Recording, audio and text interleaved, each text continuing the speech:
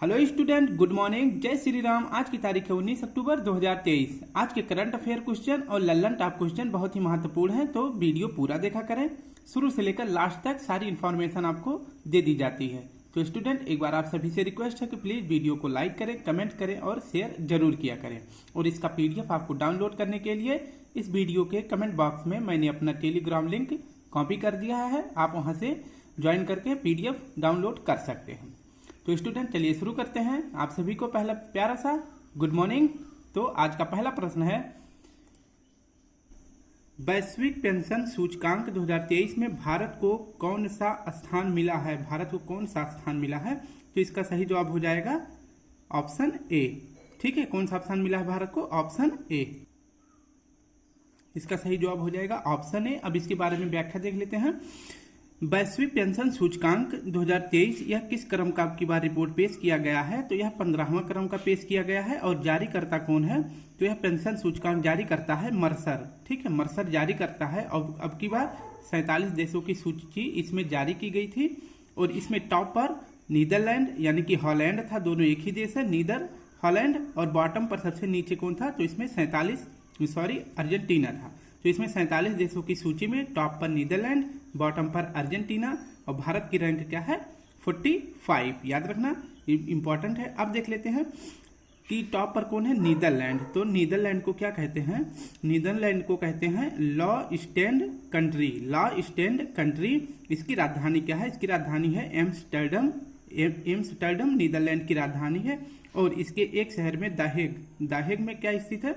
International court जो है दाहेग में स्थित है, जो कि नीदरलैंड में है। अर्जेंटीना बॉटम पर है, इसकी राजधानी देख लेते हैं। तो इसकी राजधानी है ब्यूनस आयर्स। यहाँ पे जो घास का मैदान पाया जाता है इसे क्या कहते हैं? पंपाज कहते हैं। और यहाँ पे एक मरुस्थल पाया जाता है जिसका क्या नाम है? पेंटागोनिया मरुस्थल। स्टूडेंट, देख लिया अब हमने। अब हम देखते हैं कि भारत की रैंक कुछ महत्वपूर्ण सूचकांक में क्या है। जैसे कि ग्लोबल इनोवेशन, इसमें भारत की रैंक क्या है? इसमें भारत की रैंक है 40 है। और ऊर्जा संक्रमण सूचकांक, इसमें भारत की रैंक है 68। और इसे जारी कौन करता है? तो ऊर्जा संक्रमण सूचकांक जारी करने वाला संस्था है वर्ल्ड इकोनॉमिक फोरम, ये जारी करता है। और इसके बाद शांति सूचकांक में भारत की रैंक है 126।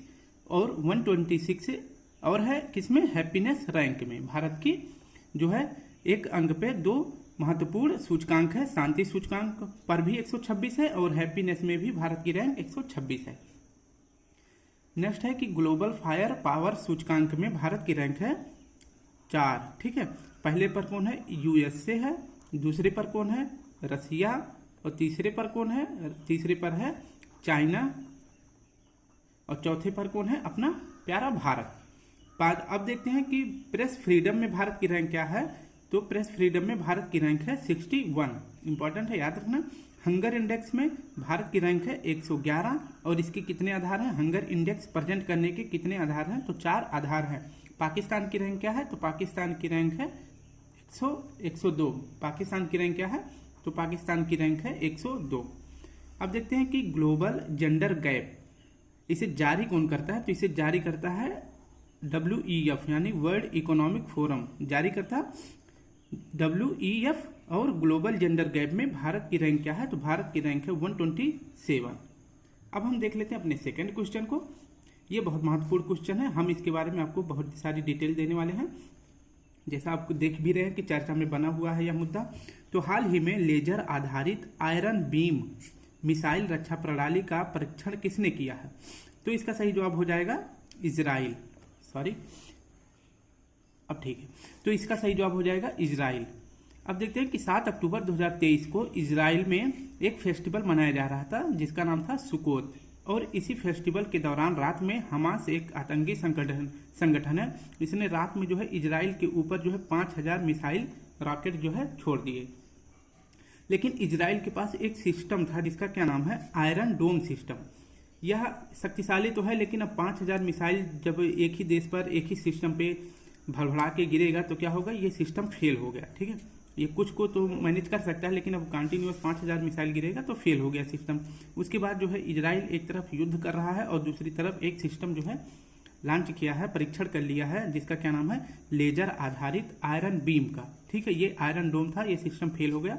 उसके बाद जो है एक सिस्टम और लॉन्च करता है, परीक्षण करता है, जिसका क्या नाम है, आयरन बीम डिफेंस सिस्टम। इसको लॉन्च किया इजराइल ने। इसमें जो है असीमित हमले को रोकने के लिए इसमें क्षमता है, जैसे कि हवाई हमले को या मिसाइल को रोकने के लिए इसमें बहुत सारी तकनीक बनाई गई है। तो इसका सही जवाब हो जाएगा कि आयरन बीम का सफल परीक्षण किसने किया, इजराइल ने। अब हम आगे देखते हैं इसके बारे में स्टूडेंट। इजराइल की जो इंटेलिजेंस एजेंसी है उसका क्या नाम है, तो उसका नाम है मोसाद। अपने भारत की इंटेलिजेंस एजेंसी का क्या नाम है, तो भारत की इंटेलिजेंस एजेंसी का नाम है रॉ।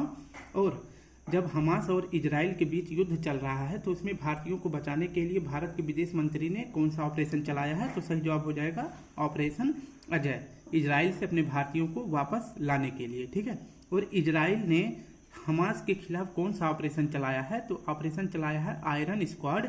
और वहीं हमास ने इजराइल के खिलाफ कौन सा चलाया था पहले, तो पहले चलाया था अल अक्सा फ्लड। अल अक्सा फ्लड जो है हमास ने इजराइल के खिलाफ चलाया।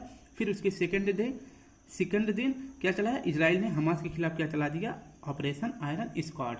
अब हम आपको दिखाते हैं कि इजराइल की स्थिति क्या है, इसके बारे में आपको संपूर्ण जानकारी देते हैं कि इसके आसपास के देश कौन कौन से हैं और कौन से सागर और झील कौन सी इजराइल के साथ सीमा बनाती है। तो मैंने यहाँ पे इजराइल का मैप बना रखा है। इजराइल का मैप आप देख रहे हैं, जो ये ग्रीन कलर का डॉट है, ये वाला। तो अब मैंने इसको थोड़ा डार्क कर दिया है। अब देख सकते हैं कि ये पूरा मैप जो है किसका है, इजराइल का है। इतना सारा पूरा किसका है, इजराइल का मैप है। और फिलिस्तीन इसमें कहाँ पे है, तो फिलिस्तीन जो है 2 ही जगह पे है, और वो जगह है यहाँ पे आप देख रहे हैं, ये इजराइल फिलिस्तीन का एक जगह यहाँ पे है। ठीक है, ये वाला हिस्सा जो है फिलिस्तीन का है, और दूसरा ये स्थान है। ठीक है, ये 2 स्थान जो है फिलिस्तीन का है। इस वाले स्थान का क्या नाम है, तो वेस्ट बैंक है। और जो इधर है इसका क्या नाम है, गाजा पट्टी है। इसी गाजा पट्टी में एक संगठन रहता है, आतंकी संगठन, जिसका क्या नाम है, हमास। लेकिन जो युद्ध करने का कारण कहाँ पे बना था, तो कारण यहाँ से शुरू होता है। यहाँ पे क्या है, मुसलमानों के लिए एक पवित्र जगह है अल अक्सा मस्जिद। वहीं जो यहूदी धर्म है उनका पवित्र स्थान क्या है, जेरूसलम। दोनों वेस्ट बैंक में ही स्थित हैं, इसलिए जो है यह विवाद उठा था। उसके बाद जो है हमास ने इजराइल के ऊपर 7 अगस्त को 5000 मिसाइल दाग दी थी, और उसके बदले में इजराइल ने हमास पर भी अपना हमलावार करना शुरू कर दिया है। अब देखते हैं कि इजराइल से जो है सीमा कौन बना रहे हैं, तो इजराइल से ऊपर सीमा बना रहा है लेबनान, आप देख रहे हैं, और उसके बगल में सीरिया सीमा बना रहा है, और फिर बना रहा है जॉर्डन, और इधर कौन सा देश बना रहा है, मिस्र। ठीक है, ये जो है 4 देश इजराइल से सीमा बना रहे हैं। और इधर सबसे बड़ा जो है कौन सा सागर है, भूमध्य सागर जो है इजराइल से सीमा बना रहा है। इंपॉर्टेंट है, याद रखना। अब यहाँ पे एक झील था। ठीक है, पहले तो यह सीरिया के कब्जे में था, लेकिन जो है जब सीरिया से एक बार इजराइल का युद्ध हुआ तो इजराइल ने इस झील को अपने कब्जे में ले लिया, और उस झील का क्या नाम है, गैलिली सागर। और यहाँ पे एक झील है जिसका क्या नाम है, मृत सागर।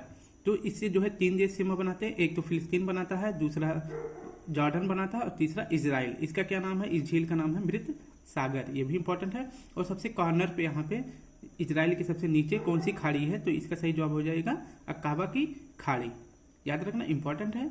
मैंने सारा डिटेल आपको बता दिया कि इजराइल की स्थिति क्या है, इजराइल के आसपास के देश क्या है, और इसका संगठन जो आतंकी संगठन है ये किस पार्ट में है, तो यह गाजा पट्टी में है। और हमला करने का रीजन यहाँ पे था, एक ही स्थान को 2 नाम दे दिया गया है, अल अक्सा मस्जिद और जेरूसलम।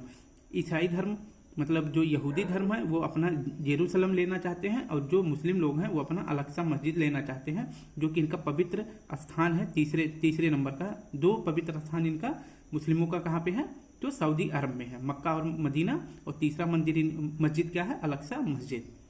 ठीक है, तो अब हम देख लेते हैं, आपको पूरी डिटेल दे दी है स्टूडेंट, लाइक जरूर कर दें प्लीज।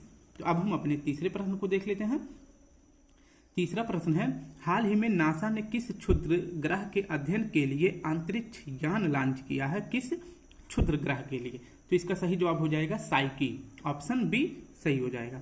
अब व्याख्या देख लेते हैं कि जो है यूएसए का एक स्पेस एजेंसी है जिसका नाम नासा है, उसका हेडक्वार्टर कहाँ है, नासा का हेडक्वार्टर कहाँ पे है, तो यह फ्लोरिडा में है। इसने अभी हाल ही में फाल्कन हैवी रॉकेट लॉन्च किया है। किसके लिए? साइकी के अध्ययन के लिए। साइकी एक क्षुद्र ग्रह है, इसकी अध्ययन के लिए फाल्कन हैवी रॉकेट लॉन्च किया है। और इस साइकी का क्या अर्थ होता है? इस साइकी का अर्थ होता है आत्मा की देवी। ठीक है, आत्मा की देवी। और इसकी खोज कब हुई थी? तो साइकी की खोज हुई थी 1852 ईस्वी में। लेकिन जो ये मिशन लॉन्च किया गया फाल्कन हैवी रॉकेट, जो ये मिशन लॉन्च किया गया है नासा के द्वारा, यह जो है साइकी ग्रह पे कब पहुंचेगा? तो यह पहुंचेगा 2029 में। यह काफी दूर है, तो कब पहुंचेगा? 2029 में। और ऐसा माना जा रहा है, नासा का दावा है कि जो है इस साइकी क्षुद्र ग्रह पे बहुत सारी धातुएं हैं, यानी कि यह धातु समृद्ध क्षुद्र ग्रह है। धातु समृद्ध क्षुद्र ग्रह है। यहाँ पे सोना, चांदी, तांबा, हीरा ये सब पाए जाते हैं। उसके अध्ययन के लिए जो है अभी अमेरिका ने कौन सा रॉकेट भेजा है? तो फाल्कन हैवी रॉकेट लॉन्च किया है साइकी की अध्ययन के लिए। अब देखते हैं कि नासा जो है अभी कौन कौन से जो है मिशन लॉन्च कर रहा है। तो अभी कुछ दिनों पहले जो है ट्रोजन उपग्रह था। यह किसका उपग्रह था? तो यह बृहस्पति का उपग्रह था। इसके अध्ययन के लिए नासा ने क्या लॉन्च किया? Lucy mission. ट्रोजन उपग्रह के लिए कौन सा मिशन लॉन्च किया है नासा ने? तो लूसी मिशन लॉन्च किया है। और इसके बाद नासा ने एक और मिशन लॉन्च किया है। किसके लिए? चांद के लिए। ठीक है, जिस पर जो है मनुष्य को चांद पर उतारना है। ठीक है, आर्टेमिस सेकंड के द्वारा जो है यह चांद पर मनुष्य को उतारेगा। और इस चांद पर पहुंचने वाली पहली महिला भी जाएंगी साथ में, जिनका क्या नाम है? Christina Koch. याद रखना, इंपॉर्टेंट है। नेक्स्ट देखते हैं। मैंने ये रफली फिगर बना के रखा है, जिसमें 8 ग्रह दर्शाए गए हैं और किन ग्रहों के बीच जो है क्षुद्र ग्रह पाए जाते हैं। तो ये हो जाएगा आपका जुपिटर और ये आपका हो जाए मार्स। तो इन दोनों के बीच में जो ये पट्टी पाई जाती है, यही जो होता है क्या? यही क्षुद्र ग्रह है। अब ज़्यादा डिटेल नहीं देंगे तो वीडियो बड़ी हो जाएगी। और सूर्य के सबसे नजदीक कौन सा ग्रह है? तो यह बुध है। फिर इसके बाद कौन सा है? शुक्र, पृथ्वी, मंगल, बृहस्पति, शनि, अरुण, वरुण। और सबसे छोटा कौन सा ग्रह है? तो सबसे छोटा जो है बुध है। और सबसे बड़ा कौन सा है ग्रह? तो यह है जुपिटर। ठीक है, और सबसे गर्म कौन सा है? तो यह शुक्र ग्रह है।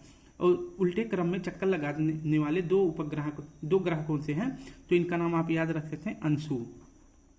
ठीक है, आ से अरुण हो जाएगा, सु से शुक्र हो जाएगा, या फिर इसे यू भी कहते हैं अंग्रेजी में। ठीक है, यू भी कहते हैं, याद रखना। अब नेक्स्ट देख लेते हैं कि अभी चांद के मिशन के लिए लूना 25 मिशन किसने लॉन्च किया था? तो रूस ने लॉन्च किया था, जो कि हमारे चंद्रयान मिशन से 2 दिन पहले पहुंच गया था, लेकिन यह फेल हो गया। यह मिशन फेल हो गया। उसके बाद जो है भारत का चंद्रयान 3 सक्सेस हो गया।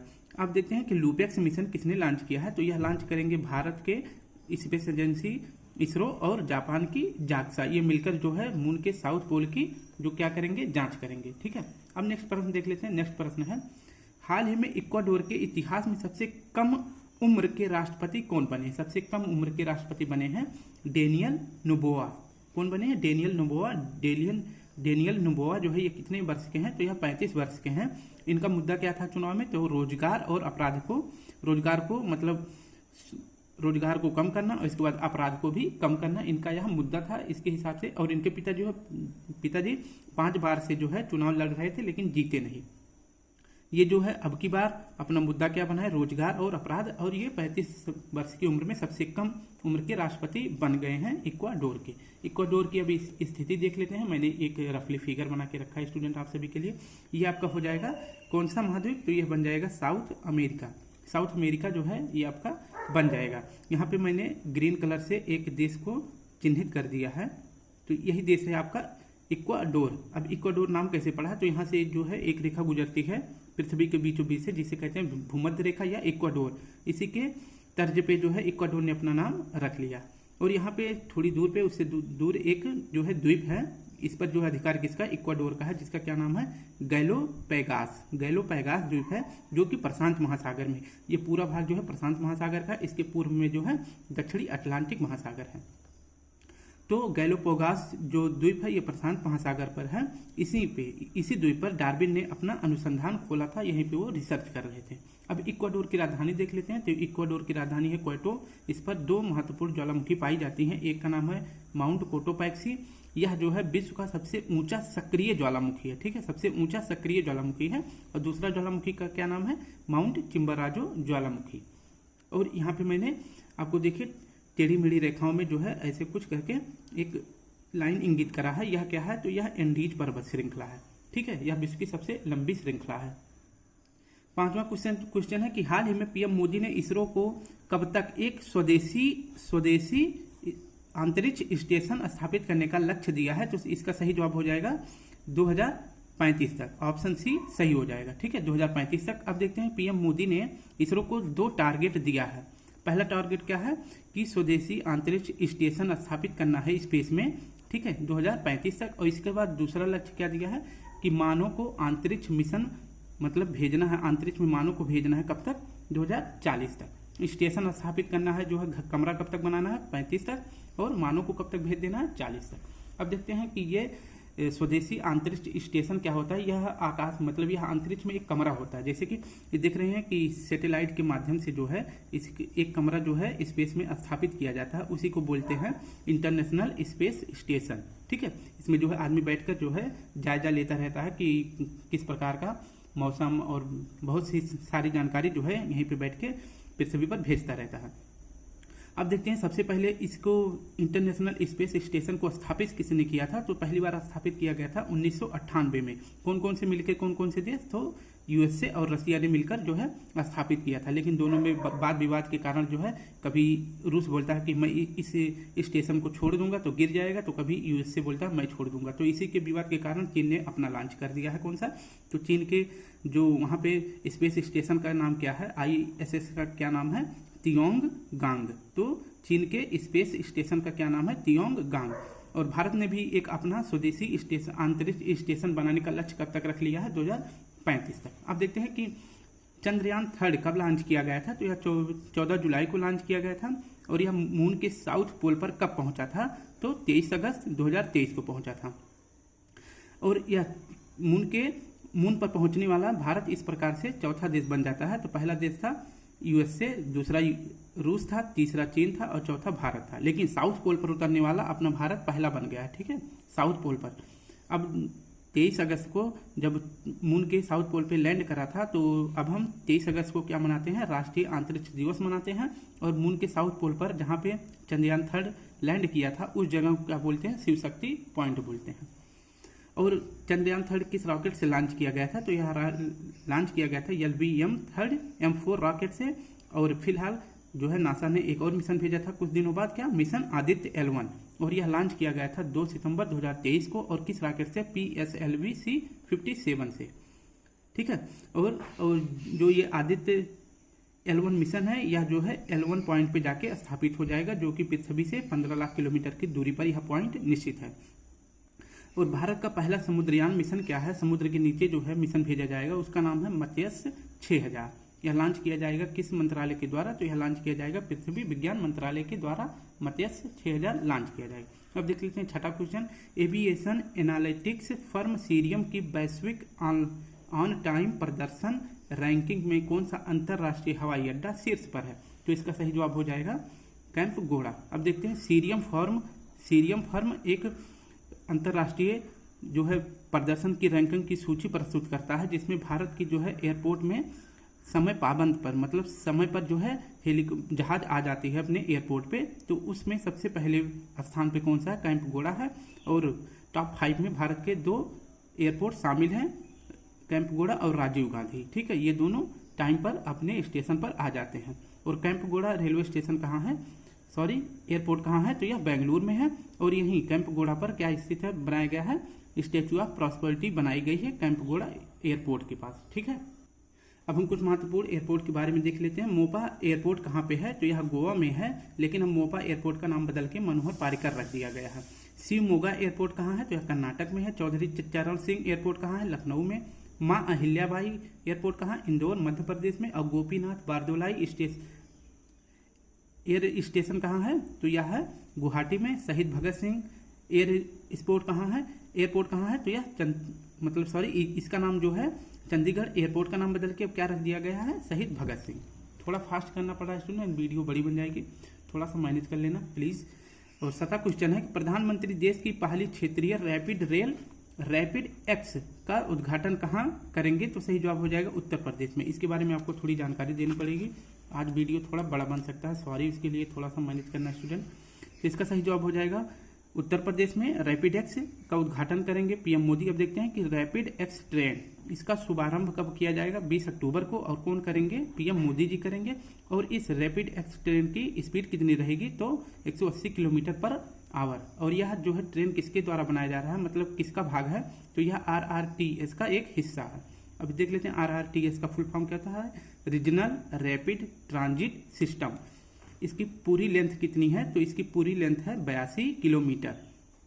और यह कहाँ तक बनाया जा रहा है, तो दिल्ली, गाजियाबाद, मेरठ, इन तीनों जगहों के बीच में यह 82 किलोमीटर स्टेशन बनाया जा रहा है। इसी के अंतर्गत जो है क्या बनाया गया है, रैपिड एक्स ट्रेन का उद्घाटन किया जाएगा, जिसकी टोटल लंबाई कितनी है, तो 17 किलोमीटर लंबा यह एक खंड है। अभी 17 किलोमीटर लंबा खंड है, बाकी 82 किलोमीटर बनाना है, ठीक है। तो इसका शुभारंभ 20 अक्टूबर को करेंगे, कौन करेंगे, पीएम मोदी जी करेंगे। अभी फिलहाल 17 किलोमीटर का जो उद्घाटन कर रहे हैं वो कहाँ कर रहे हैं, गाजियाबाद, यूपी के। तो इसका सही जवाब हो जाएगा ऑप्शन सी।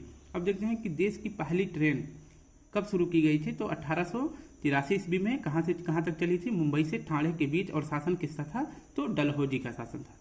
पहली वंदे भारत ट्रेन, जिसे T18 भी कहते हैं, इसका निर्माण कहाँ पे किया जा रहा है, तो चेन्नई के इंटीग्रल कोच फैक्ट्री में इसका निर्माण किया गया था। और पहली वंदे भारत ट्रेन कहाँ से कहाँ तक चली थी, तो यह दिल्ली से वाराणसी के बीच चली थी। और रॉबर्टसन आयोग रेलवे बोर्ड का गठन करता, ठीक है। इस रॉबर्टसन आयोग की मतलब इसके सिफारिश पर रेलवे बोर्ड का गठन किया गया था। इसकी वर्तमान हेड कौन है, तो रेलवे बोर्ड की वर्तमान हेड है जया वर्मा। विवेक देवराज समिति के आधार पे जो है रेल बजट को आम बजट में विलय किया गया था। दोनों का बजट एक ही कर दिया गया था।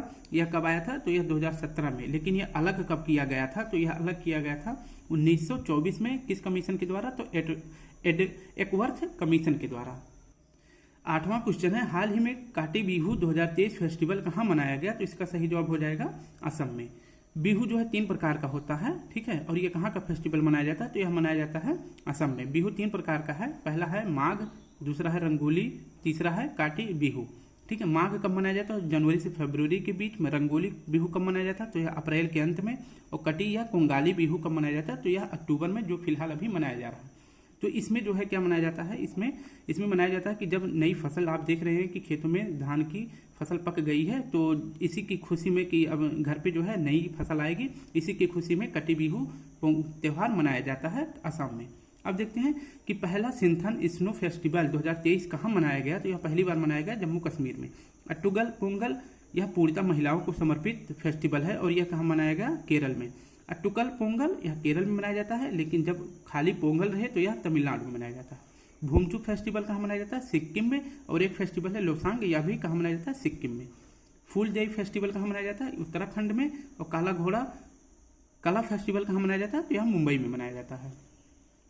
नेक्स्ट प्रश्न है, हाल ही में प्यूमा इंडिया का नया ब्रांड एम्बेसडर किसे नियुक्त किया गया है, तो इसका सही जवाब हो जाएगा मोहम्मद शमी को। प्यूमा इंडिया का ब्रांड एम्बेसडर किसे बनाया गया, तो मोहम्मद शमी को। और ये एक इंडियन फास्ट बॉलर है। आईसीसी के ब्रांड एम्बेसडर किसे बनाया गया है, तो शाहरुख खान को बनाया गया है। और रोहन बोपन्ना को कॉफी सम्मेलन, जो 5वें क्रम का कर्नाटक में आयोजन हो रहा है और भारत में पहली बार कॉफी सम्मेलन हो रहा है, उसका जो है ब्रांड एम्बेसडर किसे बनाया गया है, तो रोहन बोपन्ना को। यह टेनिस प्लेयर हैं। और आईसीसी वैश्विक राजदूत किसे बनाया गया है, आईसीसी वैश्विक राजदूत सचिन तेंदुलकर को बनाया गया है। और महाराष्ट्र के पहले स्माइल ब्रांड एम्बेसडर कौन बनाए गए हैं, तो इसका सही जवाब हो जाएगा सचिन तेंदुलकर को। आज का स्टूडेंट लास्ट क्वेश्चन है, हाल ही में स्कूली बच्चों के लिए ऑनलाइन शिक्षा ऐप जे गुरुजी ऐप किसने लॉन्च किया है। जैसे झारखंड, भी आप इसको ऐसे ट्रिक से याद कर सकते हैं, जैसे झारखंड, तो जे गुरुजी ऐप कहाँ लॉन्च किया गया है, झारखंड में। अब देखते हैं जे गुरुजी ऐप कहाँ लॉन्च किया गया है, झारखंड में। यह एक ऑनलाइन ऐप है। इससे जो है क्या दिया जाएगा, शिक्षा दिया जाएगा बच्चों को। इसमें जो है ई नोट्स भी मिलेगा, ऑनलाइन क्लास मिलेगी, टेस्ट मिलेगा, और इसके बाद स्टेट वाइज रैंक भी निर्धारित की जाएगी। तो जे गुरुजी ऐप कहाँ शुरू किया गया है, झारखंड में। अब देखते हैं झारखंड का निर्माण कैसे हुआ और कब हुआ, किस सन में झारखंड बना, तो झारखंड बना था 2000 में। और किससे अलग होके, तो यह बिहार से अलग होके जो है झारखंड बना था। 2000 सन में 3 राज्य बने थे, कौन कौन से, छत्तीसगढ़, झारखंड और यूके। यूके किससे बना था, यूपी से। और झारखंड किससे बना था, यह बना था बिहार से। और छत्तीसगढ़ किससे बना था, एमपी से। याद रखना इंपॉर्टेंट है। अब देखते हैं कि झारखंड में फेस्टिवल मनाया जाता है जिसका नाम है सरहुल फेस्टिवल। झारखंड में एक पहाड़ी है जिसका क्या नाम है पार्श्वनाथ या समेत शिखर, यह जैन धर्म से संबंधित पहाड़ी है। स्टूडेंट, अगर आपको इसका पीडीएफ डाउनलोड करना है तो प्लीज़ वीडियो के कमेंट बॉक्स में आप टेलीग्राम लिंक ज्वाइन कर लेना और इसके बाद आप पीडीएफ जो है देख सकते हैं। क्लास अगर थोड़ी तेज होगी तो आपको पीडीएफ में समझ में आ जाएगा। अगर आप पीडीएफ देखेंगे और क्लास नहीं देखेंगे तो आपको पीडीएफ समझ नहीं आएगा। तो थोड़ा सा आज क्लास बड़ा ना बने इसके लिए थोड़ी जल्दी पढ़ाई है। फिर कल मिलेंगे। आप सभी को प्यारा सा जय हिंद जय भारत।